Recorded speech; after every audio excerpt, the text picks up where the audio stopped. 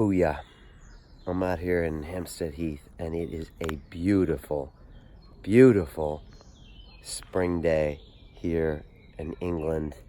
And I'm by one of my most favorite fellas here in the whole world, which is this tree that always makes me stop and stare. And I just sit here in the presence of this, I don't know, incredible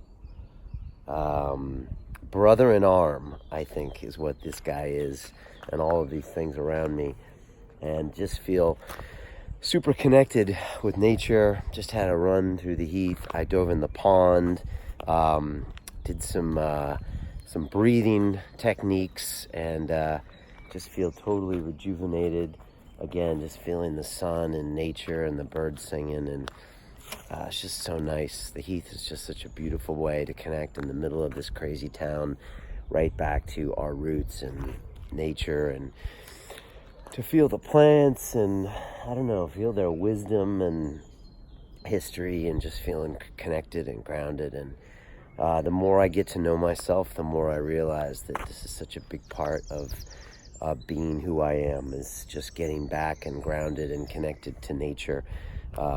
Because it's just who we are. It's just such a big part of us, and it's so easy to get caught up in city life and craziness, and maybe for me, broadcasting life and all that.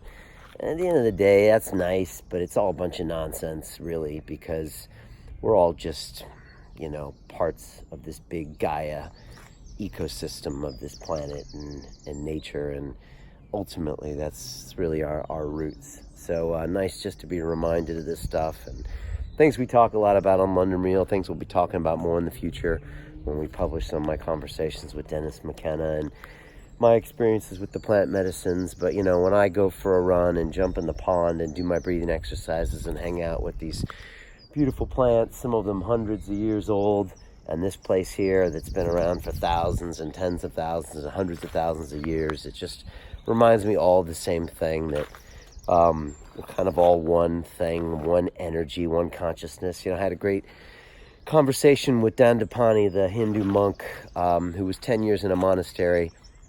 I spent 3 hours with him on camera on Thursday, and he's just said, Brian, we're all just really just energy, and what happens to us after this, and he believes we go into these other lives, and he says, energy is not destroyed, and intelligent energy isn't destroyed, and it cannot be destroyed. And I believe he's right. I just believe there's a lot more going on here. And I went to this incredible institution called the Massachusetts Institute of Technology, and I love that place, and I love everything they taught me, and I have such deep respect for the knowledge, and I think it's a big part of us evolving as human beings. It's one of the reasons I can speak to you on this beautiful mobile device, and it can be beamed around to billions of people around the world. And I love science, but science does not explain everything, and it doesn't explain this feeling I have of energy and connections and consciousness, and the feeling I have with you that we are all one entity, one thing, and one piece. And I do feel like intelligent energy, it's not going anywhere.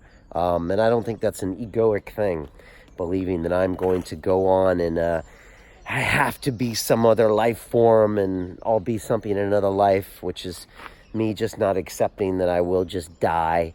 And I will die at some point, and it'll suck. I've already gone through that process and been to my ayahuasca ceremonies, and it was not nice. And I will hold on for dear life, and I'll fight to the finish.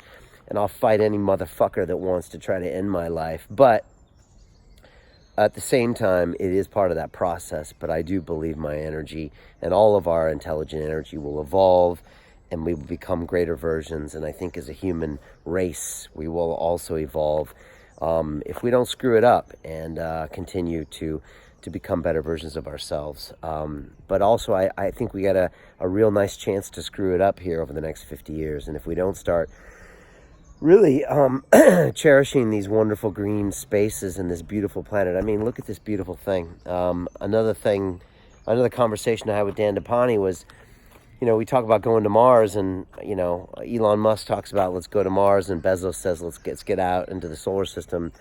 But Jesus, look at this thing we have here. Why don't we not screw this place up and make sure this is still working? So we've got a lot of work to make sure that my grandchildren and my grandchildren's grandchildren can come to this heath and enjoy the air and enjoy the climate as it is, without it being too fucked up, and not having plastic everywhere and pollution everywhere. So I also feel that that's part of our responsibility as well. So a lot of weird things I'm talking about off topic to some of you. The Dandapani episode you'll come watch soon, because we talked about this, because he said, Brian, do you love your children? I said, yes. What about your grandchildren? What about your great-grandchildren? What do you want to give them? Do you want to give them a beautiful planet? And I said, yes, I do. So I look forward to those young munchkins running around this place at some point. And wishing you all an amazing day, a peaceful day, and I hope some of these messages made some sense to you. And whatever you're doing out there, just make sure you take some action, transform yourself. Life is short, take action today. Be in service of others, and do something great. All right? Much love. Bye.